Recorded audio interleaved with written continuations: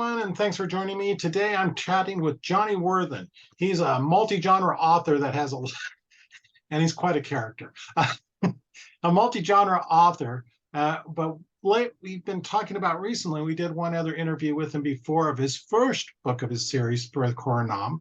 Now he's got book number 2 of Civilized, Saved, and Savages. Hey, Johnny, thanks for joining me.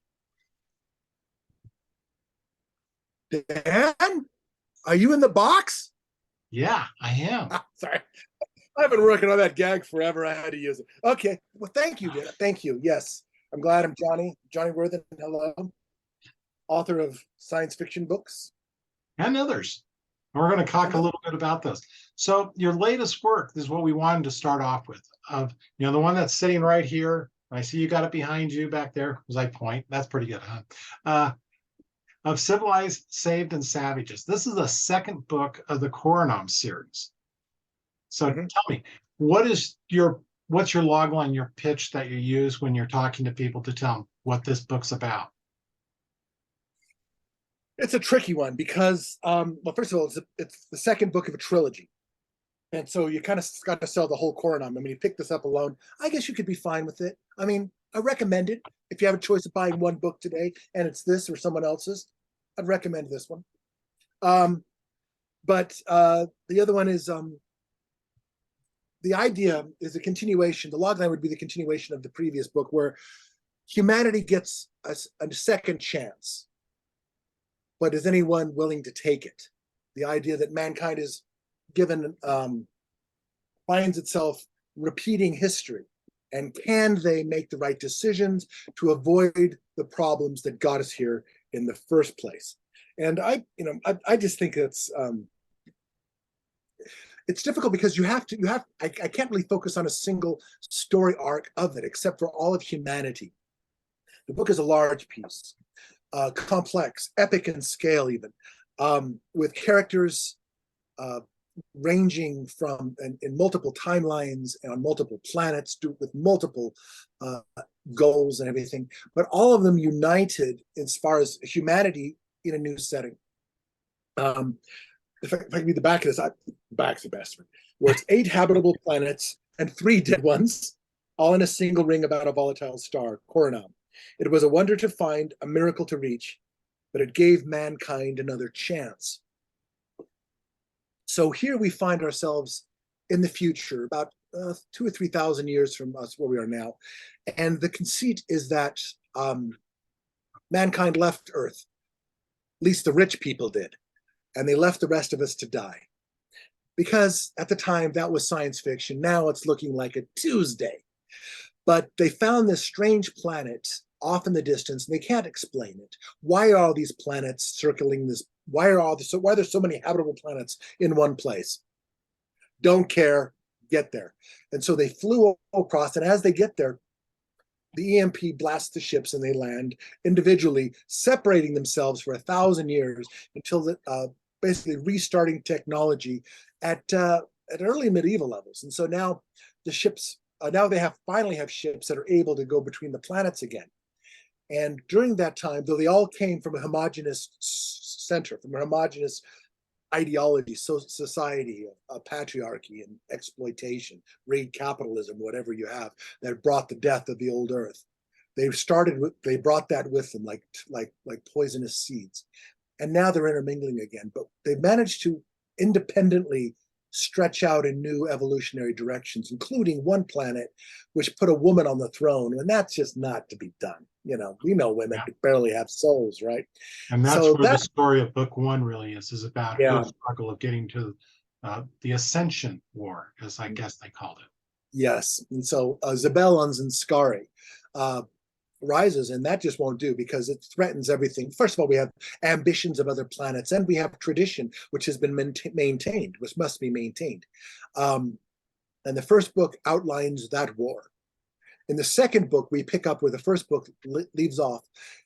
And though the war is kind of on pause, it's still raging between the planets, but also among new levels of society, which have a strange new awakening of, be it social consciousness or we'll call it social consciousness, led from a strange area, one of the planets far into the distance, the one planet that wasn't colonized with the other ones, that they thought was savage, but was in fact the first ones colonized.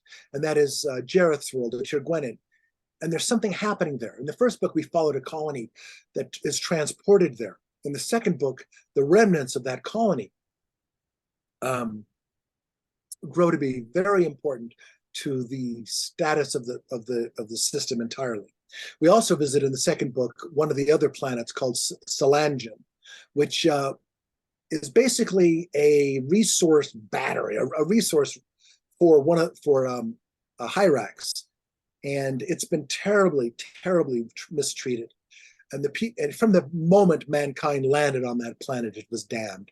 The people that landed there were the worst kinds of people, and now they're being exploited by even worse kind of people. So And that's what this all kind of, I don't want to cut you off, but I'm going to a little bit. Because I don't want you to give away the whole story. I want people to read it. But you're kind of giving the okay. that there's all this stuff going on, all the different planets are all kind of moving different. Now, you said something just a moment ago that I wanted to kind of touch back in terms of the writing of the book. You said that when you were writing this, it seemed like science fiction, and now it's Tuesday. So that makes me want to ask, how long has the process been from the time you started the Coronam series to get published? I found my first notes when I was inkling this, I love that term, inkling this series are over 10 years old, closer to 12 now. So it's been forming in my mind consciously that long. It's the characters and the places and the pieces that were so complex. We have a queen, we have a king, we have a pope, we have struggling peasants, we have a rebel rising, we have pirates, we have naval commanders. All of these characters started to take the place consciously 12 years ago in some form or another. But before that, I was always kind of echoing the idea of an epic story, of something that, I grew up, many people of my generation, reading Isaac Asimov and Tolkien and Frank Herbert, which is my primary inspiration for the series. And I always wanted to write that book. That was one of the things that when I became a writer, I said, I'd write these other books, and eventually I'd write my epic. Well, damn, I got to it, and all right. If only for that reason I got to it. I don't know what's, and I think, oh, I should write another epic, and I don't know if I have one in me. I might just stay in this world. It's an interesting world. It's bringing out all the ideas, but I'd say since junior high school, it's been percolating, but it's been all right on the back burners for 12 years. Okay. So from some of the other works I've reviewed of yours, and we've talked about them because we know each other. We won't hide that. So you usually write to theme. It's one of the things you always talk about. You come up with a theme and then you kind of write around that. Now, when I read through the first Coronam book and now the second Coronam book, I am just battered with multiple themes. But I want to ask you, as you were writing it, was there a particular theme that you were driving towards? And what is that theme that you were driving at? The word battered is a hard word. Well, obviously each character has their own story. No, I know what you mean. It's like when I was reading the book, I felt like I was getting my ass kicked, man. It's really no, I get that. I see that there's multiple themes, is what I'm saying. I see that there's man inhumanity to man versus nature. Those are the two bigger ones. The repeating of history. There's just all sorts of things going on. Like you said, it's an epic tale with multiple storylines, through the characters, through the class races, the individuals, through the groups, through the planets. All sorts of stuff going on. But for you, what was the theme that you were most driving towards? That would have to be, it's probably not truly apparent in the first book. By the end of the second, I think it's pretty clear. And that would be the one that parallels one character in particular. And should I tell him? Should I say the name? And that is Millie Dagny. Millicent Dagny, from the beginning, I knew would be the most important one. And so I spent a lot of time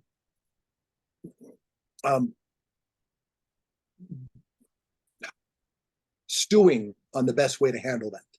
And I've had some experience in my past writing about vulnerable characters. I think Eleanor from the Unseen series was a model partially of her, where where like the lowest rung of society, a girl, poor, lost, destitute, orphan. What else you got? Beat up. Maybe she's a poison oak, something bad. Always continue on with this. And I knew that her journey through suffering would be the linchpin upon the rest of it. So I was always very aware of where in the story she was. And even though the other stories happened around her, some of them have solutions that happen before she's involved, others not.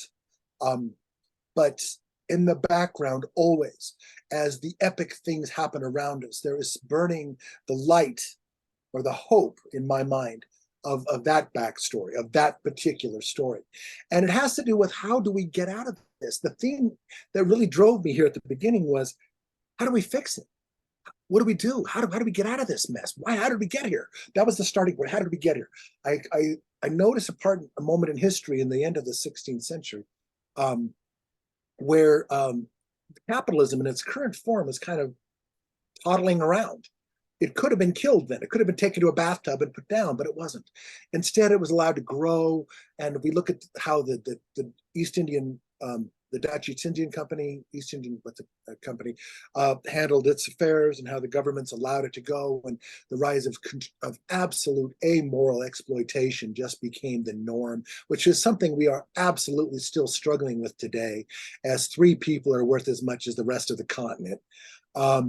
It's not going away. It's hell. So I saw the beginning, and that is what I relived. So I said, okay, knowing what we know now, would we do anything differently? And who would do anything differently? What would it require to do something differently? How could we fix this? And that was the theme throughout it. So and the repeat of history. Yeah, the repeat of, but mostly to allow us to get to a place where we could choose again. So the choice is happening in the books. It's unclear how it's happening, but it's happening. I mean, the Murrah is a good example. The Selanjan, possibly, and all these other places on the different worlds where, I mean, for example, one of the themes of the story is that there is no central character. There's no central antagonist. Even the bad guys are working what they think is the good thing.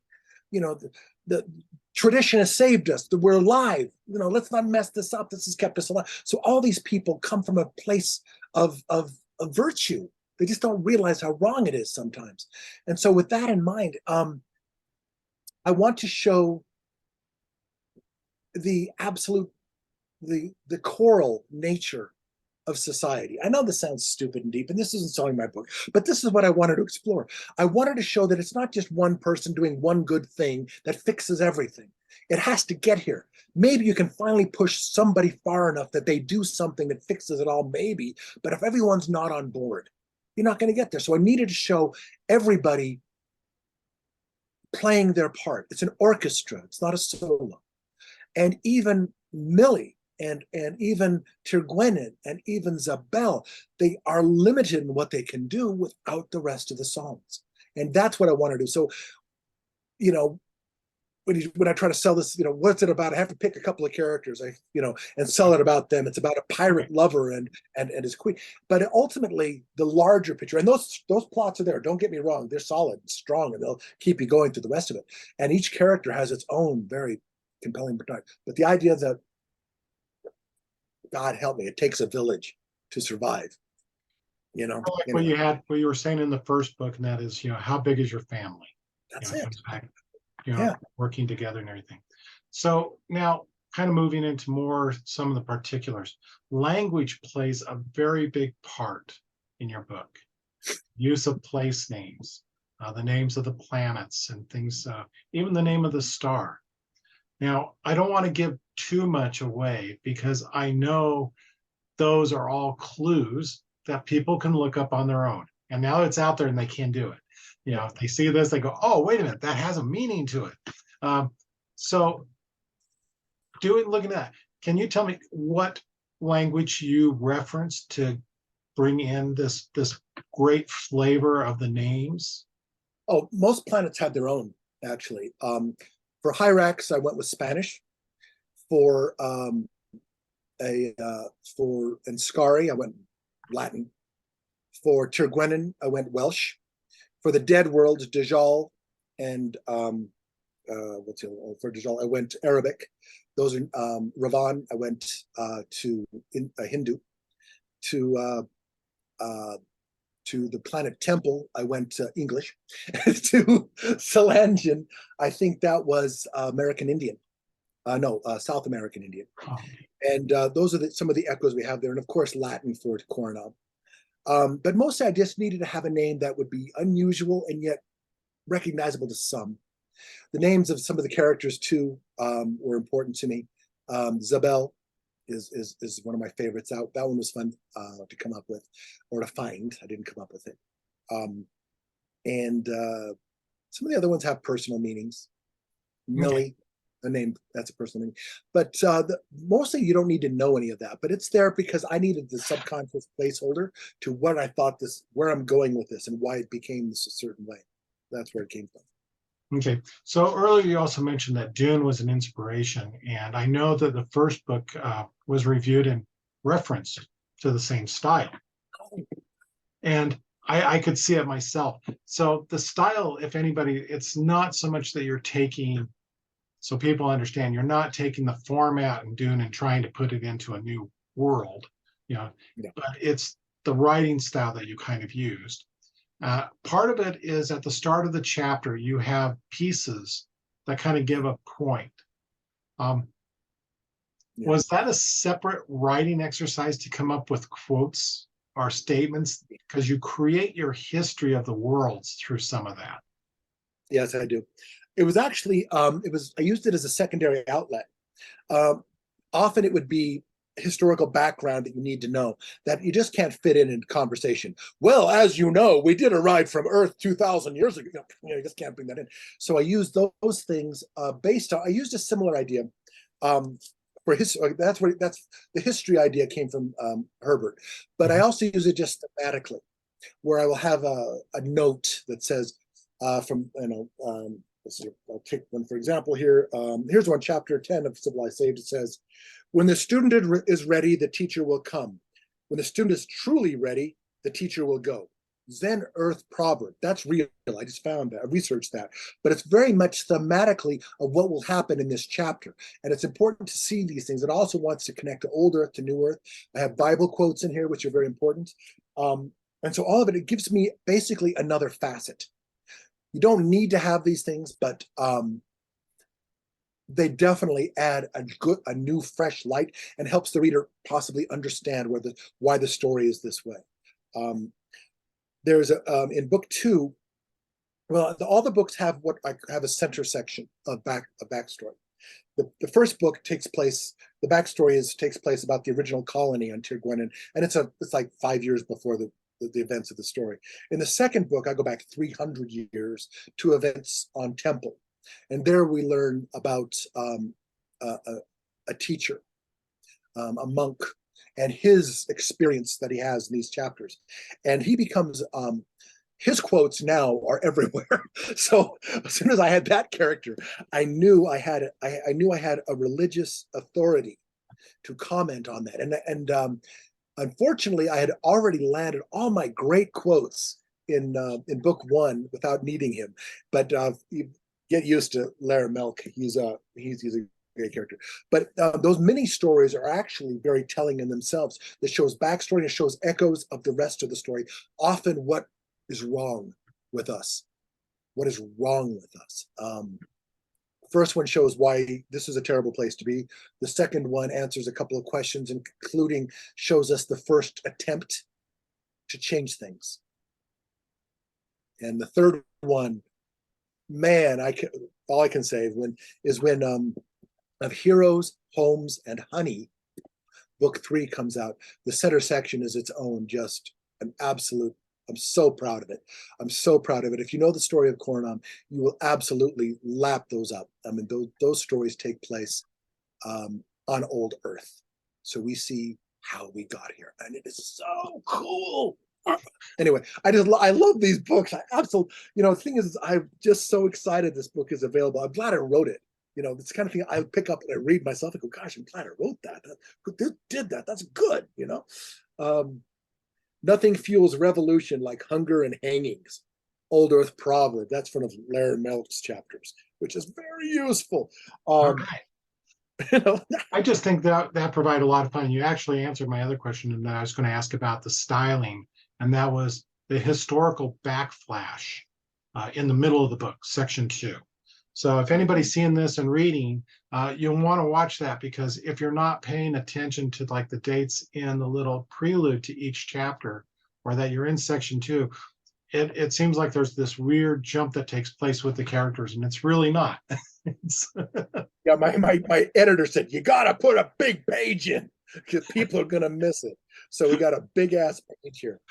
Prelude, if I can name it. The Priory of Apis Temple. Yeah. What does it say? 400 years earlier. So, and it gives the date. So very clear on this. Very clear. We try to make this very clear. We are moving to a new world here. And then we pick up at the end. We pick up afterwards. I think we pick up. So there's another aspect to this story that I find just really interesting. And for me, it's because of my own personal studies in all sorts of sociology, religion, all these sort of things that I've done in my past. You use a concept of the hive mind. Yes. And it's a very interesting aspect to think that,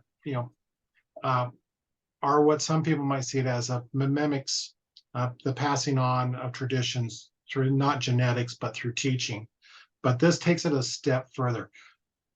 Yeah. How did you come about the idea of using a hive mind within your story?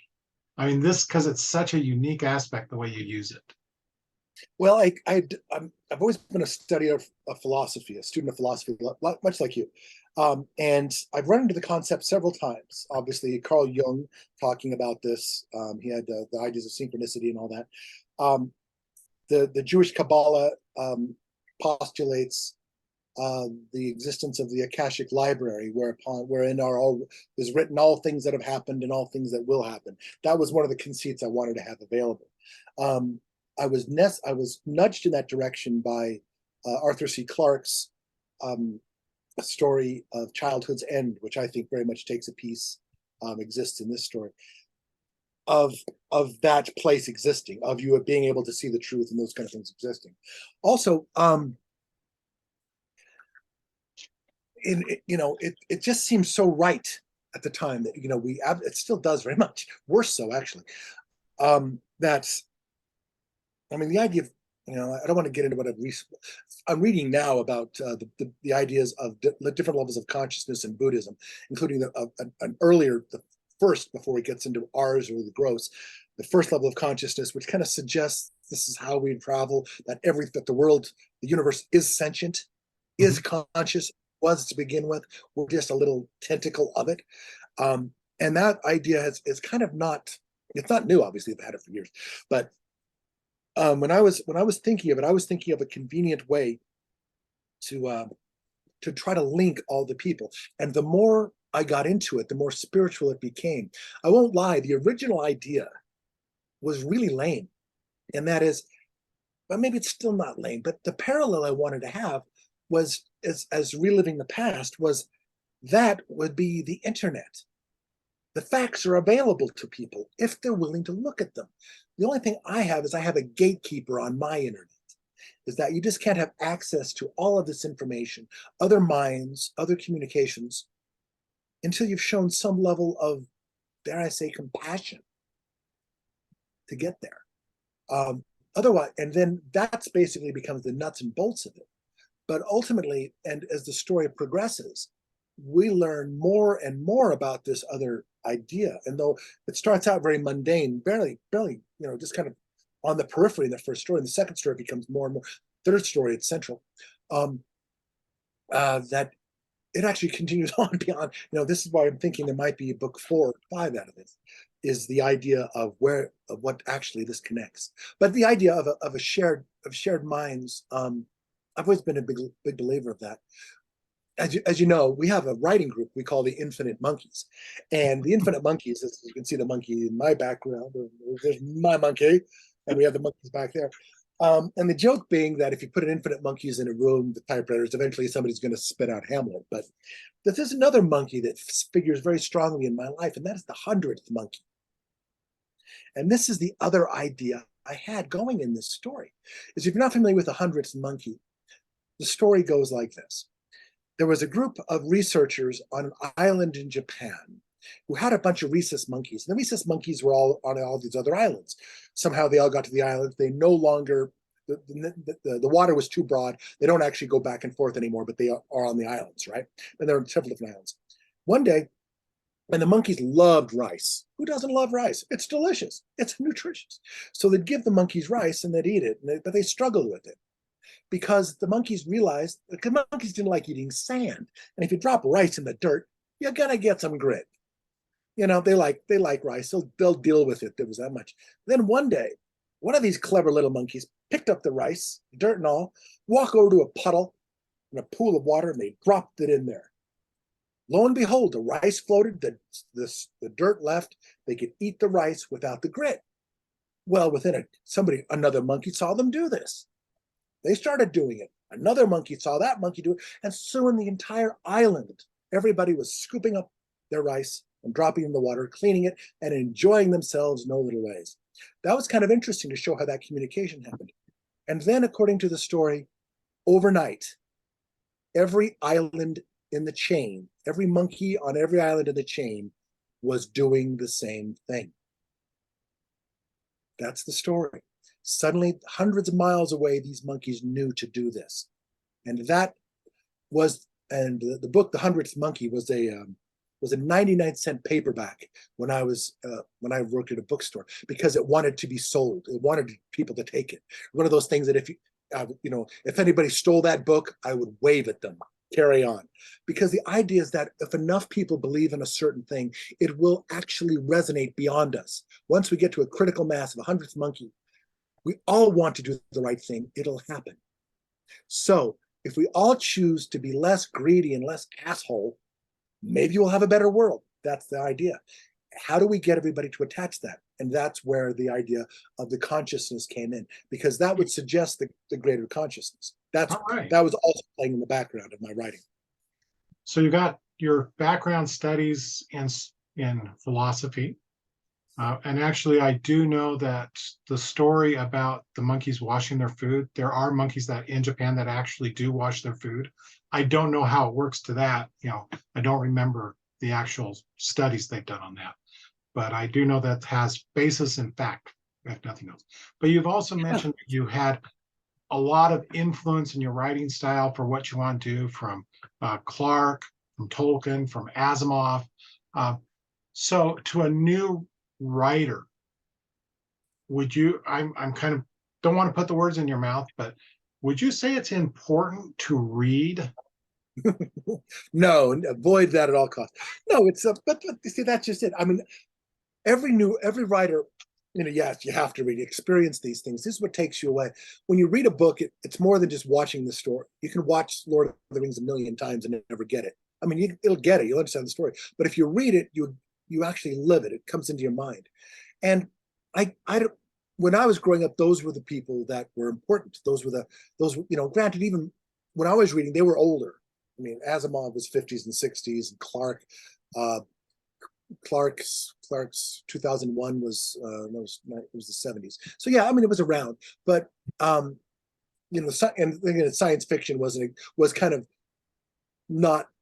It was not mainstream. You were considered a geek if you read it, and that's, of course, that's completely upside down now. But at the time, it was something that a high school kid could read and call it their own, because the teachers didn't know about it. They were worried or whatever. But yeah, and then the thing I noticed, though, is that they really stuck with me. Is these stories that moved me, that changed me, because I was reading them at these influential times in my life. The Foundation trilogy really mattered to me. Dune changed my life. So when I, so my writing style, whether I like it or not, is partially determined by that. So it's hell because these are the stories that made me, and they're not the most best-selling stories right now, which is tricky because if you're a working author like I am, when you send a query letter out, you need to ask. I mean, often they say, "Give me a comparable. What is this like?" And they don't want to hear a title or a name of an author who's dead, or a title that hasn't been on the bestsellers list ever. So it's tricky. So in a way, I have to research and see who was influenced by them that's writing today that I can echo. And in fact, I'm talking about Asimov, and I'm talking about the Foundation trilogy, a story that takes place over millennium. That's what I want to get to. And so, but yeah, you have to do it, and that's okay. And love the writers you love, even if they're crappy. Love them if they influence you. I mean, there's a whole generation of people writing from an experience with Twilight. Hallelujah, go forth. I was told, Kevin J. Anderson told me that if I were to read the Foundation trilogy today, I might be disappointed because not only am I looking at it through rose-colored glasses, but with my level of writing skill, I like to think that's what he meant, I will find deficiencies in this very early work of the great man. And he's probably right. But the ideas, the concepts, can't shake those, man. Can't. Okay. So let's kind of step away now from Of Civilized, Saved, and Savages. And you Get mentioned into this before you. I want to tell everybody, this is a fun book. It is epic. It'll keep you going. It is not your everyday fare, but please give it a try. Give it a try. It's exciting. I hope you love it. I love this book. If you sell a lot of them, there'll be more of them. So, okay, go carry on now. Where are we now? I was going to say it's available on Amazon, and it's available as an ebook. Have they approached you about anything about making it an Audible book? I have asked them several different times, even naming the people I'd like to read them. I haven't heard back yet. There's so many. Okay. I'd like it to happen. I think it will happen, but it hasn't happened yet. I'd like it to have happened. I think it would go nuts if it were. And then we move on. You say Heroes, Homes, and Honey. When can we expect to be seeing that one? I think it's scheduled for 2024. I think it's January 2024 is the current sitting date. I'm not certain on that, but that's where it is. And luckily, if I'm killed, don't kill me, but if I'm hit by a bus, I'm not doing a George Martin on you. The book exists. It's at the publisher. It'll happen. You can pick this up and read these with confidence. That's the story will continue. If I heard correctly on that, it's not only with the publisher, but it's already gone through all the editing and everything. Now that's just a matter of the schedule for their release and putting it out. It's actually all. I haven't seen the edit. I haven't seen the edits yet, but no, I have sent it to them. There might be the book is sleek, and they might ask me to pad it out a little bit. We'll see. All right. So let's kind of move on to some of the other things that you've done, because you said you're multi-genre, and that's one thing I've noticed. So your first work that you've got recognition for was a trilogy about a young woman, Eleanor. And just give a brief, I mean, I don't want to go into too much detail on, but just so people know of some of the things that you do and what you're drawing off of. Just a brief, quick paragraph about the series of Eleanor. Eleanor, The Unseen, came out from an idea I wanted to pursue. I knew that young adult was popular, and this was early in my career, and I figured that I'd have a better chance of getting some acclaim, getting noticed if I were to write to that genre. It wouldn't have been my first genre. My first genre was, unfortunately, horror, and then comedy mystery. I like to write for adults. I'm an adult. What can I say? So I approached Eleanor thinking I would write a book, and I would just write an adult book with a young protagonist, and I would take out the swearing and the sex. Not that I write a lot of sex, but I do write a lot of swearing. That was easy, and basically it made sense because young adult readers are bloody intelligent. You know why? Readers are smart, and so I wrote a very, very, what I think, powerful, meaningful, emotional book where I was exploring the idea of the apex predator in the lowest position, alone, lost, orphaned, poor, learning to trust while the world's falling apart, while her world's falling. And I became, and I love the book. I wrote it as a standalone, and then immediately realized there was more to the story, and wrote a trilogy. And I was sitting on the trilogy when it was picked up, and it was picked up by the same publisher on the same day as my mysteries. And the story goes, they asked me, "We love you, young adult." Oh my gosh, here's the publisher had given it to his wife to read, Eleanor, and I learned later that she's the one that said, "You got to buy this book." And I said, "I'm so grateful to her." And I ran into her about this. She said, "Oh, I love your book. I've read it twice." You want an author to love you? Tell them not only did you read their book, but you read it twice. But anyway, it's a wonderful story. It's powerful. It's been optioned for a film. We have a script for the first book. We're trying to get it done. It'll be budget independent, but I think it has hope. It's a solid script. I'm linking up with Blake Castleman, a local filmmaker, and we're going to see if a couple of hobby filmmakers, I'm a hobbyist, he's a filmmaker, can bring it alive.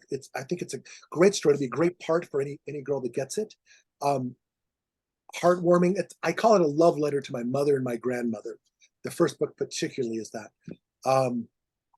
Got a lot of fans from that story. I've been unable to keep up my young adult publishing though, because the market has changed. And but I got a couple of pieces I'm hoping to get published within the year or two. That'd be good for all your young adult fans out there, because it's solid. But it can be read by anyone. I mean, it's wonderful. Well, we'll just touch real briefly on your horror stories, because I know that includes Beatrice and What a Mortal Hand. And I've reviewed both of those, and plus the little backstory to Beatrice. But kind of skip over those, because I think your other big news is what you're talking about was your adult comedy mystery, the Tony Flanner Mysteries. Now, for a long time, that was a series that you were doing on your own, correct? Yeah, originally I had it placed with Eleanor. Like I said, the publisher came back to me and said, "We love both these books. Which one do you want to give us?" Young and Stupid and Desperate. I said, "Take them both or neither." The press was new enough. They were anxious for it. They took them both. They said, "Which one do you want to bring first?" I said, "Well, I'm putting the last touches on the third book of the Eleanor series." At the time, I was calling it the Eleanor series. The first book was called Tabitha. Anyway, long story, called The Unseen. They took the young adult series and they brought them out. One young adult book of the year. Let me carry that out. Then The Finger Trap comes out, which is the first Tony Flanner mystery, which is the book that told me I wanted to be a writer. It's indulgent. It's chaotic. It's lazy. It's funnier than hell. It's adult. It is me. And that book won Diamond Quill Book of the Year it came out. And within months, my publisher folded. It's a tough business. The books were sold to a new publisher, but they told me flat out they wouldn't be publishing anymore in the series. They'd keep it in print if I wanted to. So I always knew this could happen, and I already had several books written in the series because I love the series. Tony Flanner is a great character. He writes himself, since he is practically stream of consciousness. Of course he does. Then I brought it out myself, and I self-published. I brought out the two I had already, and then since added two more books from I have so The Finger Trap, Thicker Than Water is the second book. Third book is In the Wake of Captain Lord, where he goes to on an Alaska cruise. The third book is The Counterfeit Connection, where Tony, with the author, struggles with the idea of imposter syndrome. Hilarity ensues. And the third book, The Hermit of Bighorn County, arrived this year. And that's Tony goes up to northern Wyoming and faces a hermit. The tagline of that is great. It's everyone's got something to hide, even the naked guy. That's my tag.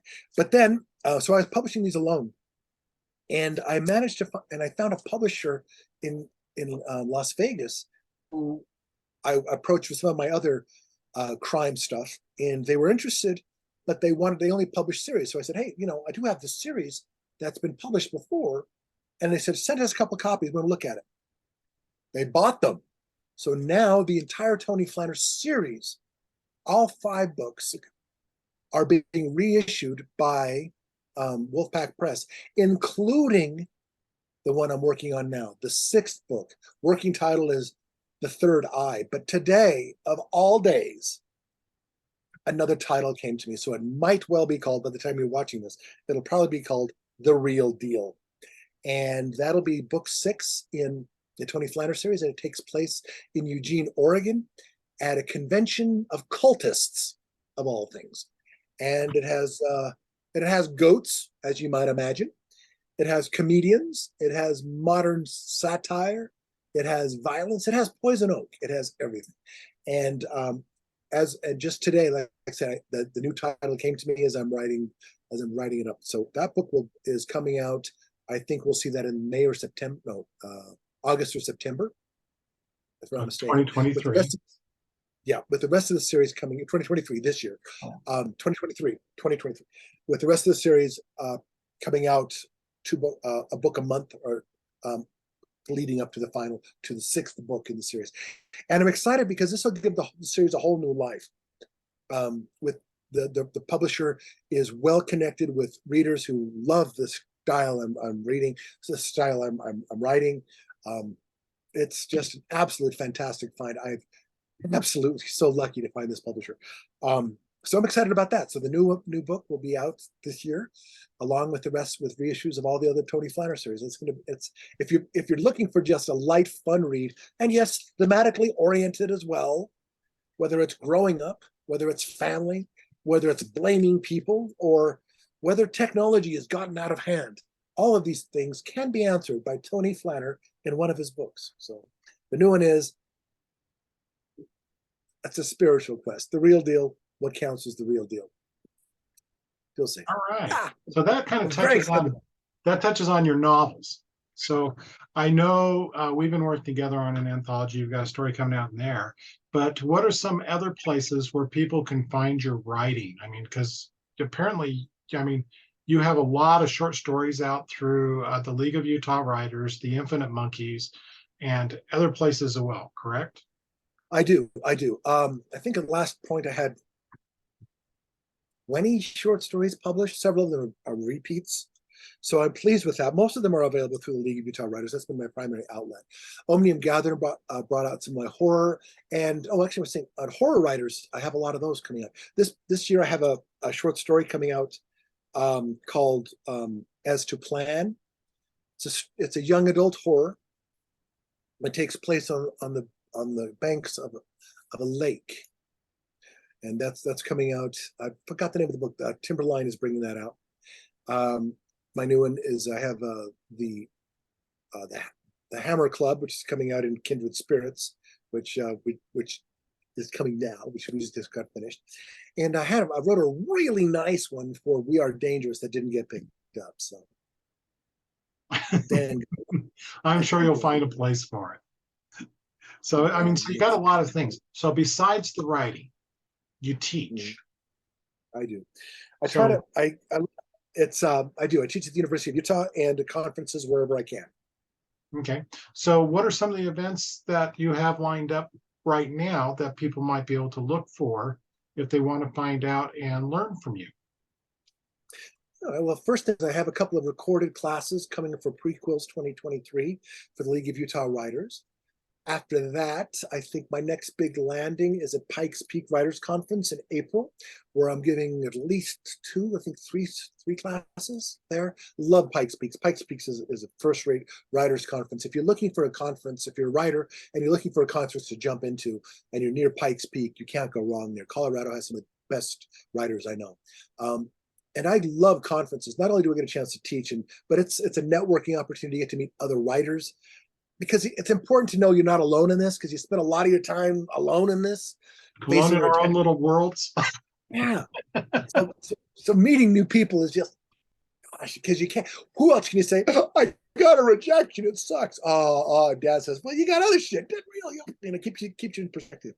But also I go to those because I network. I try to keep a pulse on the industry, try to meet agents and publishers as I can, and editors, and see, improve my career. And also just, you don't get a lot of readers there, but you get a lot of connection. You learn a lot. I love those things. So after Pikes Peak, I'm doing, which is a kind of an intimate conference. I'm doing the biggest conference I've ever done, short of Fan X, and that is story makers. I'm doing 2 classes of story makers this year. I've never done story makers before. Story makers is a famous, it used to be called LDS Story Makers. That's how I knew it. And this is the first year we'll have gone. We've changed the name to Story Makers. A lot of fantasy writers, but it's huge. It's down in Provo. I've never been before. I don't know what to think. I'm teaching a couple of classes there. I'll let you know. I'll give you a review. After that, I think it's nothing till Quills in August.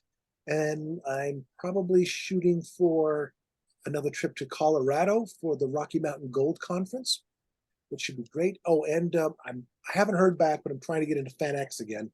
I usually do a paneler there. We'll see if they still love me. Just so people know, I was working on a panel and had you invited as one of the people that I'll be on there. We are putting together, if it comes out, a panel about modern storytelling and the impact by H.P. Lovecraft, which would include Johnny C.R. Langille, who is a horror publisher and writer, Corinne Larinaga, who is a horror writer, award-winning, like Dragon Con finalist or something like that with her horror.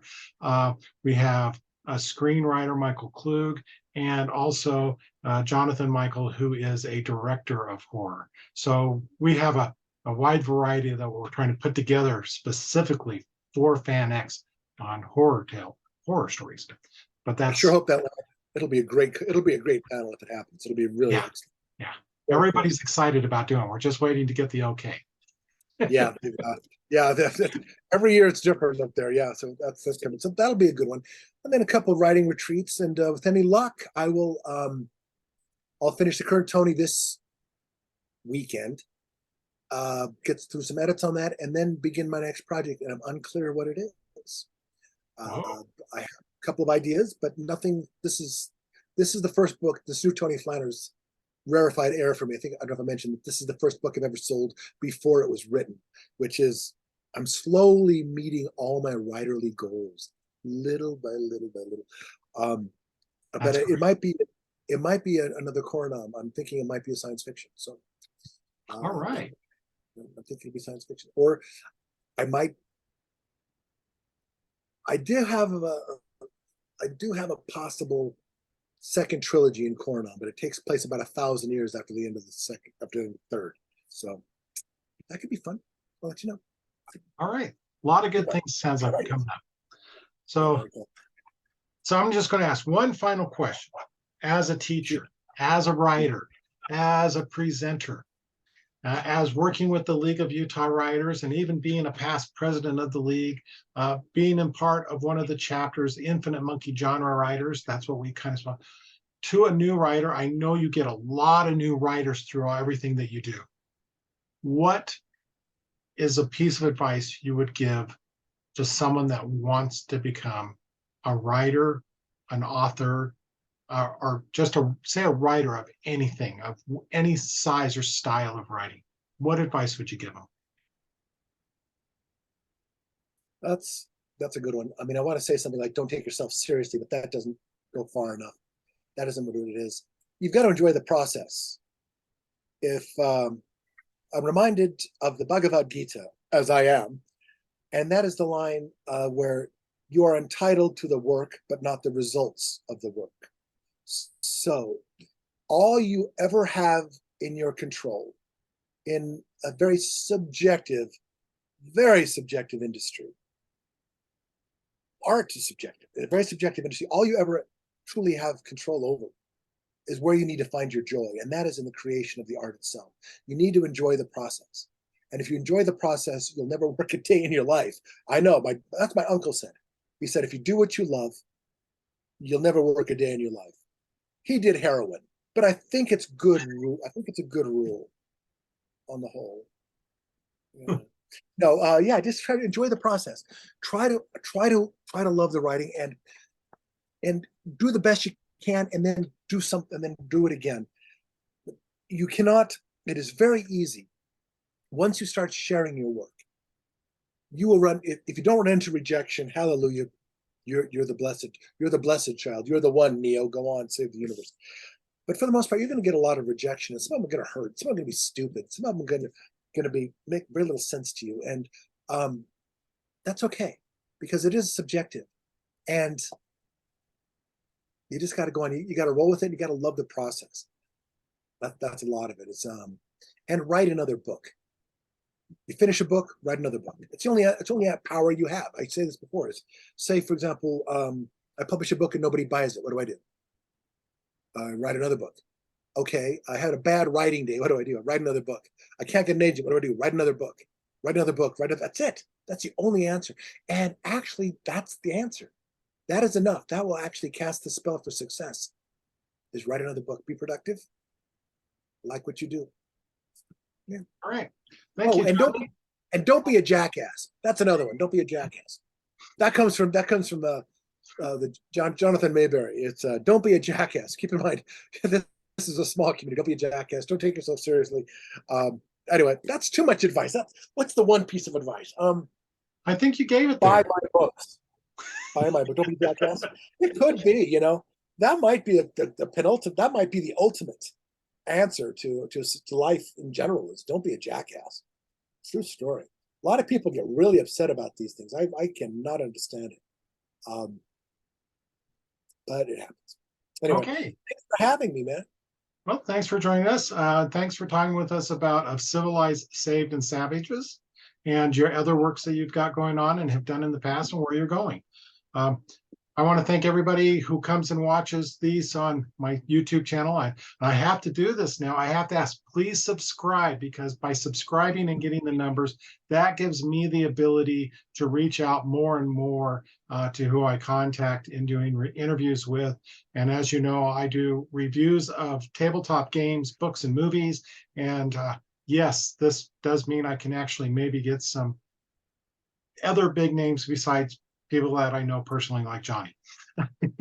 So thanks for joining. And in the notes, on the comments, once I get this all together, I will post the link to my blog over on Guildmaster Gaming for the review of Civilized, Saved, and Savages. And remember, you can pick it up on Amazon and in other locations because it's in hard book. It's actually on the shelves of bookstores, which is pretty neat. So thanks again for watching. And thank you, Johnny.